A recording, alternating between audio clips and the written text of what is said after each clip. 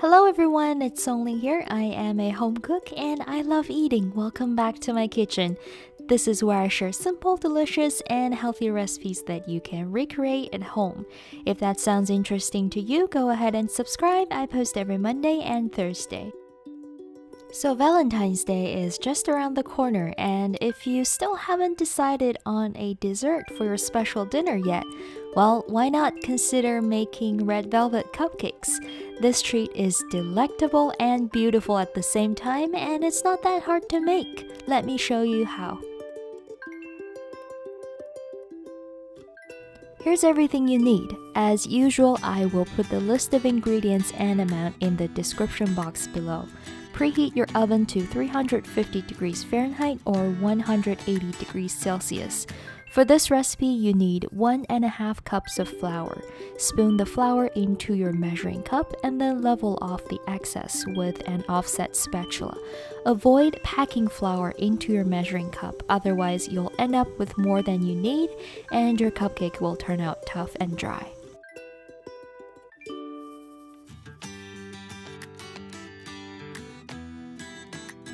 The traditional recipe calls for buttermilk. If you have it, that's great. I've never been able to finish a carton before the expiry date. So to not waste money or food, I'm going to make an easy substitute. Add 2 teaspoons of white vinegar into a measuring cup and fill to the 2/3 cup line with milk. Stir and let it sit for 5 minutes, and this mixture works just as well as the real stuff. Now let's combine the dry ingredients. Sift together flour, cocoa powder, baking soda, and salt, and make sure it's well mixed. For the wet ingredients, combine the white vinegar, buttermilk, and vanilla extract together. Also, now would be a good time to add your red food coloring. The amount is different depending on what type of food coloring you're using. Just add it gradually until you reach the desired shade of red.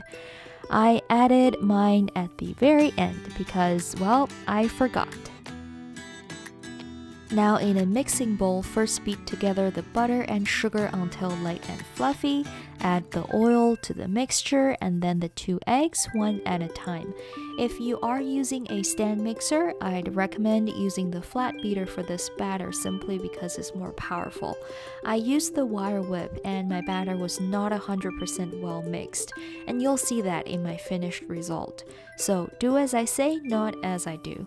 Once the oil and eggs are mixed in, add half of the dry ingredients into the mixing bowl, and when that's incorporated, add in the rest. Do the same with your wet ingredients. Scrape down the sides of the bowl whenever it's necessary. This is where I realized I forgot my food coloring. Thank God it was not too late. Phew!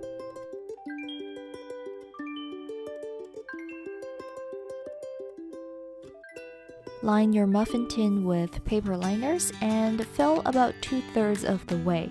Transfer into the oven and bake at 350 degrees Fahrenheit for about 18 minutes. When you insert a toothpick into the cupcake, it should come out clean. As you can see here, 2 of the cupcakes had sugar crystals on top because my batter was not mixed evenly. But that's okay, I saved them for myself and they still taste delicious. When the cupcakes are cool enough to handle, transfer them onto a wire rack and let's make a cream cheese frosting. In a large bowl, mix together room temperature butter and cream cheese first, and then the powdered sugar. When everything is incorporated, add salt and vanilla extract, give it a final mix, and taste to see if you need to make any adjustment.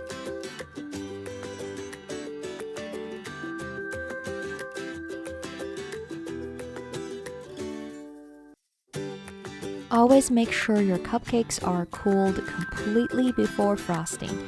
You can either use just a spatula for a simple artisanal look or a piping tip for fancier styles. Go with whichever appeals to you. Have fun with it.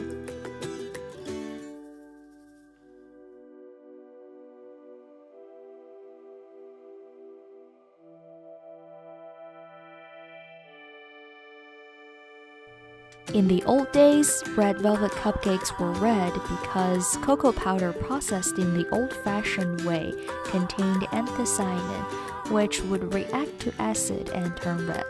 Nowadays, it's just red food coloring. But regardless, these cupcakes both look and taste amazing, and I strongly recommend you give this recipe a try. I hope you enjoyed this video. Please give it a thumbs up if you did, and subscribe if you haven't. I am here every Monday and Thursday. Also, leave a comment below. I would love to hear from you. Thank you so much for watching, and I will see you in my next video. Bye!